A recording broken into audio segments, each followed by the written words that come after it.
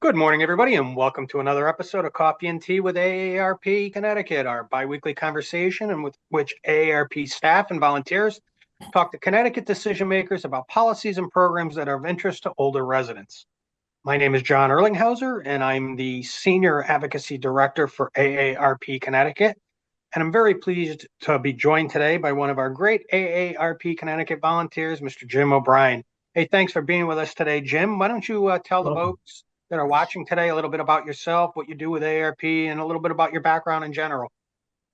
Thank you, John. I live in Cheshire and I've been a volunteer with AARP since 2008, 2009. I'm primarily interested in AARP's work in advocacy, which means being involved with legislative issues at both the state and the federal levels, especially those that impact older citizens. I'm also involved with AARP's many years' efforts to help establish and maintain a useful and fair marketplace for Connecticut consumers wanting to buy electricity in the third-party market. And during this past election season, I worked with many other AARP volunteers to encourage voters of all ages to vote and to educate as many as we could about the importance of protecting Social Security for the years ahead. Awesome, great. And Jim is indicative of the hundreds of volunteers we have across Connecticut that not only do advocacy, but all kinds of programs, whether it's tax aid or driver safety or caregiving campaigns and such. Thank you, Jim, so much for being willing to join us today. Now, it's also my great pleasure to welcome State Senator Ryan Fazio of the 36th District. He's the ranking member of the legislature's Energy and Technology Committee and the Planning and Development Committee. He also serves on the Transportation Committee, Finance, Revenue, and Bonding Committees. Senator Fazio, before we get into the issues, why don't you tell us a little bit about your background, maybe outside of the legislature, what towns you represent, anything that you think our viewers would like to know about you as a senator and as a person? Well, first of all, John and Jim, thanks for having me. And thanks to everything that AARP Connecticut does for older residents and for our state generally. So it's a real honor and pleasure for me to be with you guys because of your reputation and everything that you all do. I was born in Connecticut. I was raised here. I was raised in the district that I represent, which is probably the coolest thing for me and what makes it such an honor for me to represent Greenwich, Stamford, and New Canaan down in the southwest corner of the state. Again, I grew up here. I went to public schools in my district. I returned after I went away to college to work mostly in the energy and agriculture industries in Stamford, Connecticut. With a focus on renewable energy. I was a pretty active volunteer in my community as a tutor in charter schools in inner cities in the area. I volunteered for several years delivering meals for Meals on Wheels as well, and a few other kind of local government volunteer positions. I eventually ran for the state legislature, for the state Senate back in 2020, because I felt that Connecticut needs to do more to make Connecticut affordable for all its residents, an easier place to work and raise a family and retire. It's too expensive in the state. So I think we need state reform, state leadership in order to make it more affordable for everybody. And that's what's brought me here. And I have a special focus in the state Senate on energy issues, on kind of tax and cost of living and economic issues, because what I ran on is genuinely what I'm most interested in, making Connecticut affordable and livable for all people. So I'm excited to talk about those things here today. Awesome. And with that, I'm going to turn it over for our first question to Jim. Senator, can you tell us a bit about your role specifically as a ranking member of the Energy and Technology Committee and what that role entails and what kind of legislative proposals does your committee have jurisdiction over? So the state legislature is broken up into maybe 24 committees, which handle the various subject areas of state lawmaking and policy making. And one of them is naturally the Energy and Technology Committee, which includes in its cognizance issues related to energy, especially utilities and electricity. And that's been a major focus in the 2 years that I've been on the Energy Committee, with Connecticut's very high cost of electricity and the rising cost of electricity and some of the other considerations we have. the leadership of committees, the way it's structured is that if you're in the majority party, if you're in the leadership of the committee, you're the chairman of the committee. And if you're in the minority party, which I am, I'm a Republican, and you're the leading member of that committee. In your party, you're the ranking member. So I'm the ranking member. I do have a very good relationship with my Democratic colleagues on that committee in particular. I think they're good people. I think they're serious people. We agree on some things, we disagree on other things, and when we disagree, we try to be constructive about it, even though we do want to publicize what our opinions are.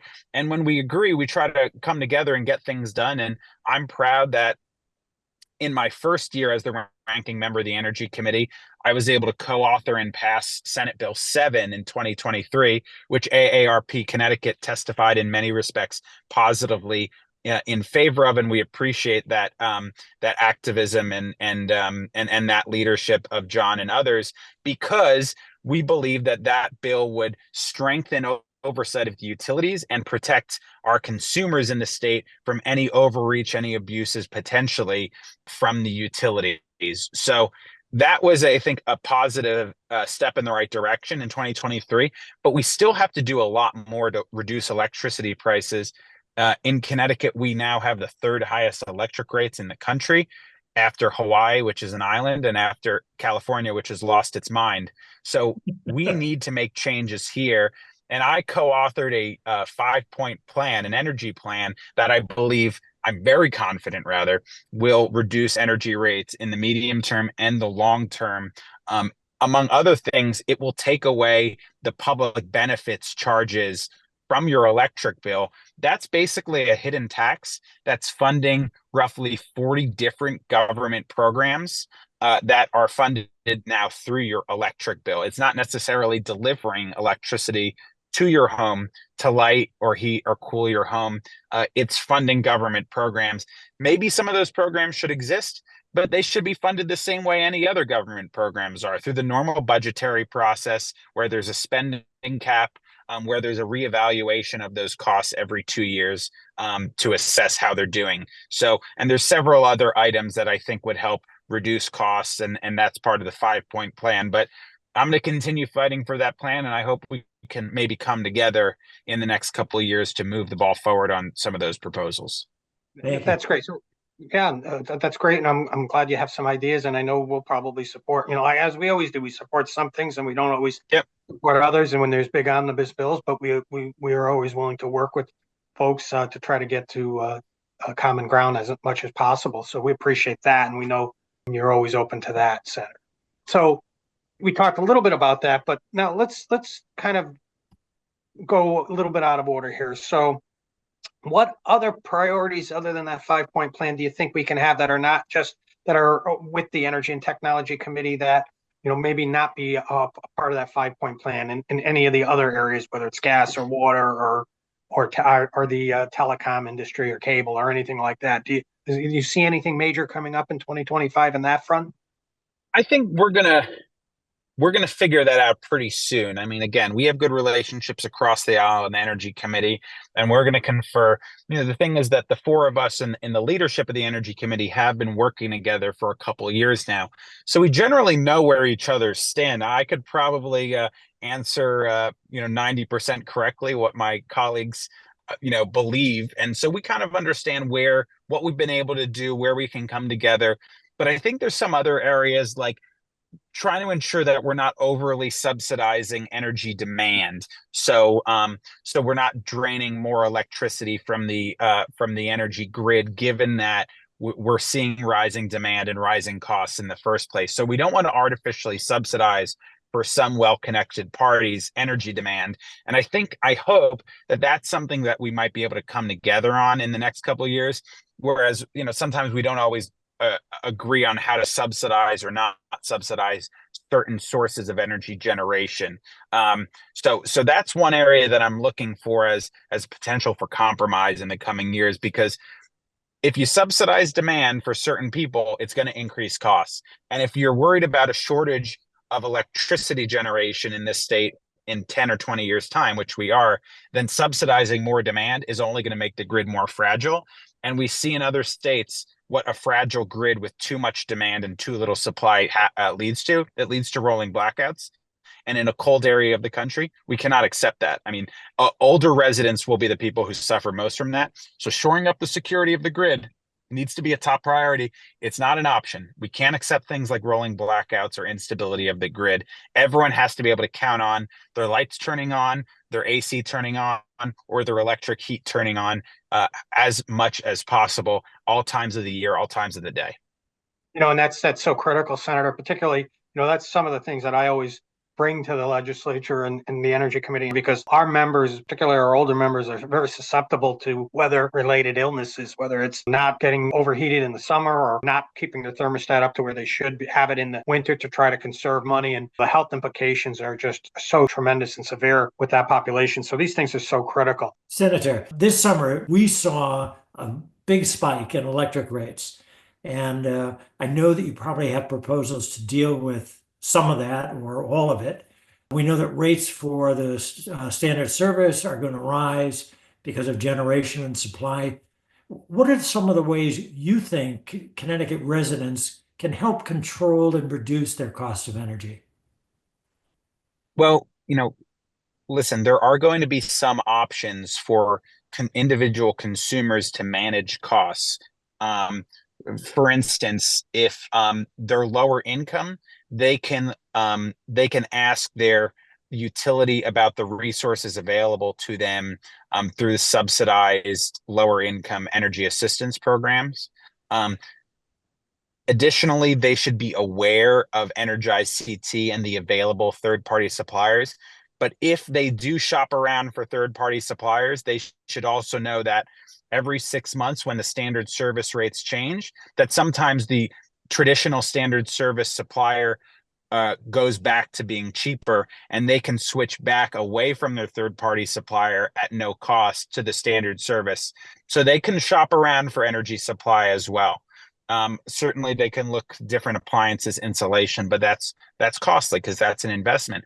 My other argument is that we as state policymakers need to be doing more to provide relief and reduce costs, not just in the short or medium term, but also in the long term.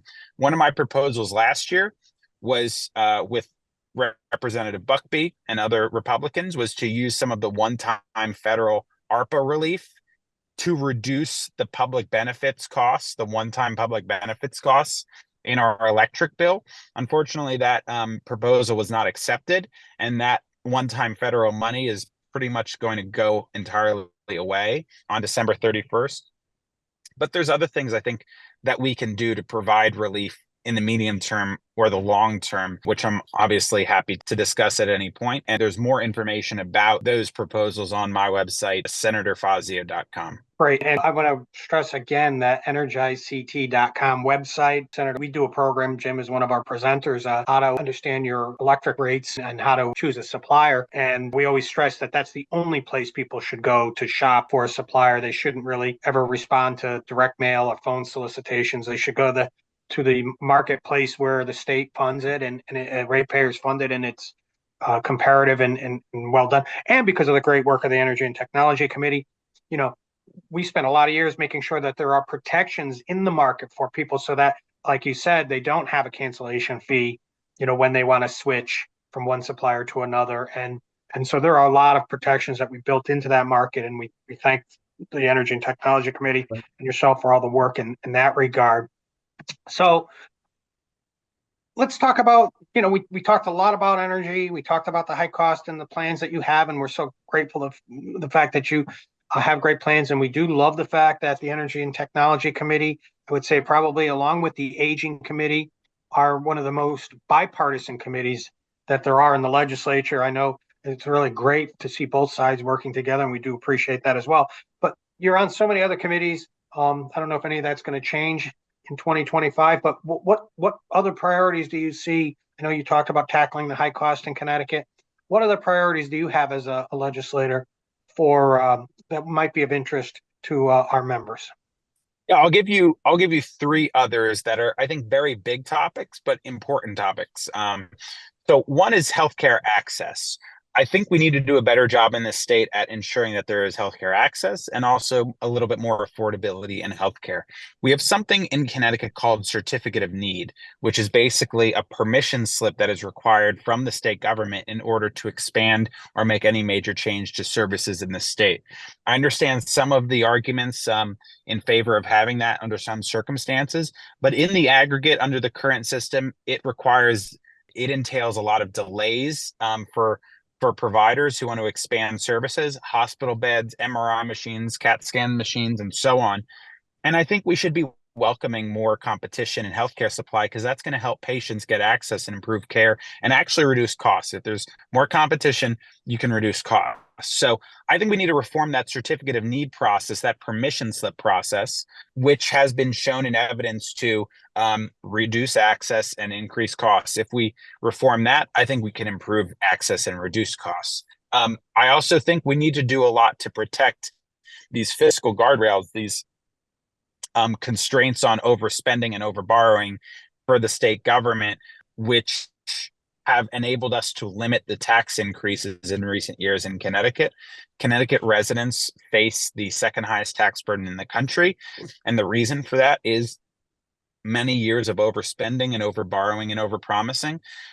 At the same time, I think, if we have a stable kind of economic footing in the state, we're going to have enough revenue to fund the vital social services and other programs that the state does need. So there needs to be balance and fiscal responsibility so we don't see numerous tax increases in the future, which will drive out economic activity from the state.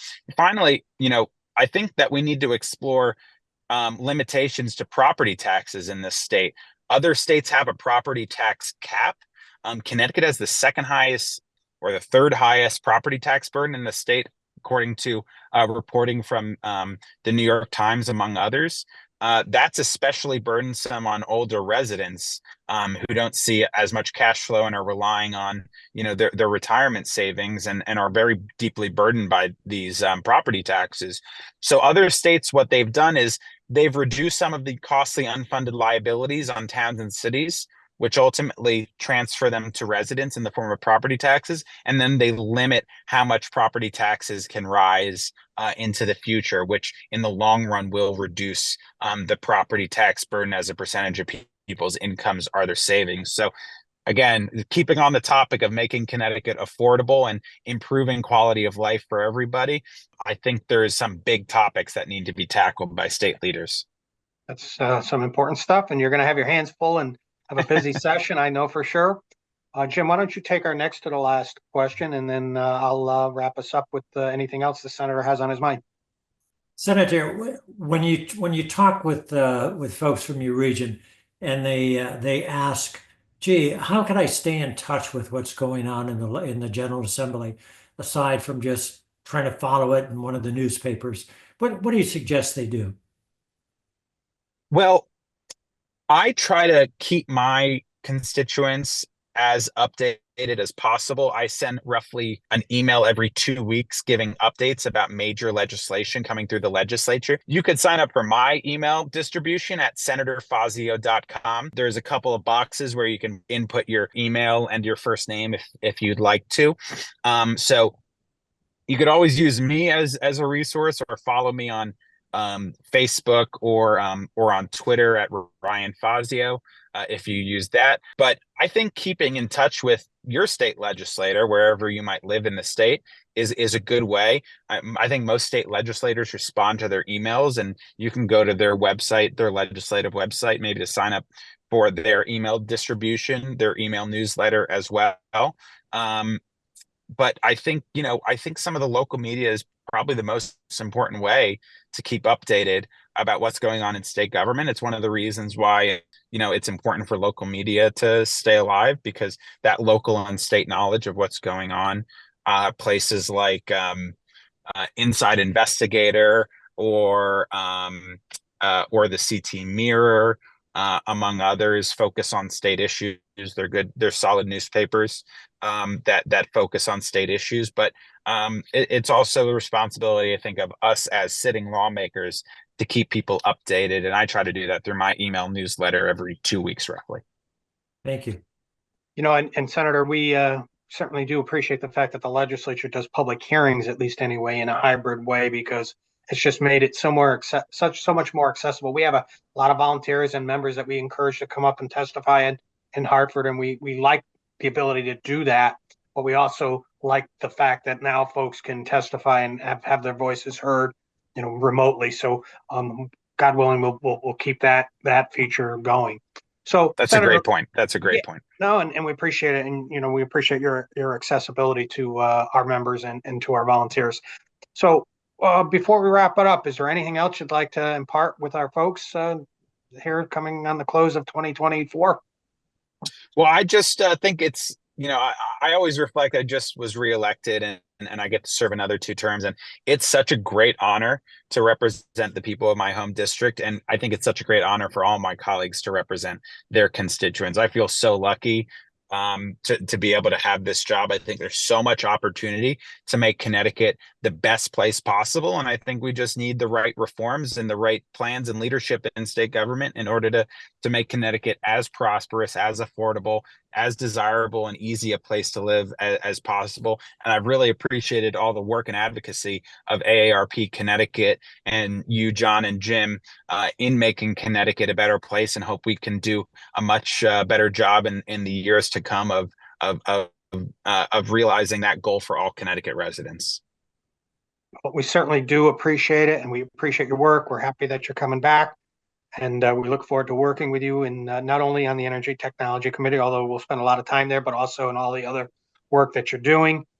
So I think with that, I'd like to thank Jim O'Brien, one of our great AARP volunteers.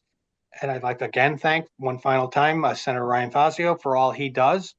And then I'd like to thank all of you for tuning into another episode of Coffee and Tea with AARP Connecticut. Join us again in 2 weeks for another episode, and catch back episodes on demand right here on our Facebook page or on our YouTube page. You can also scan this QR code and become an e-advocate and help us advance policies important to those age 50 plus in Connecticut. So thank you and have a great rest of your day.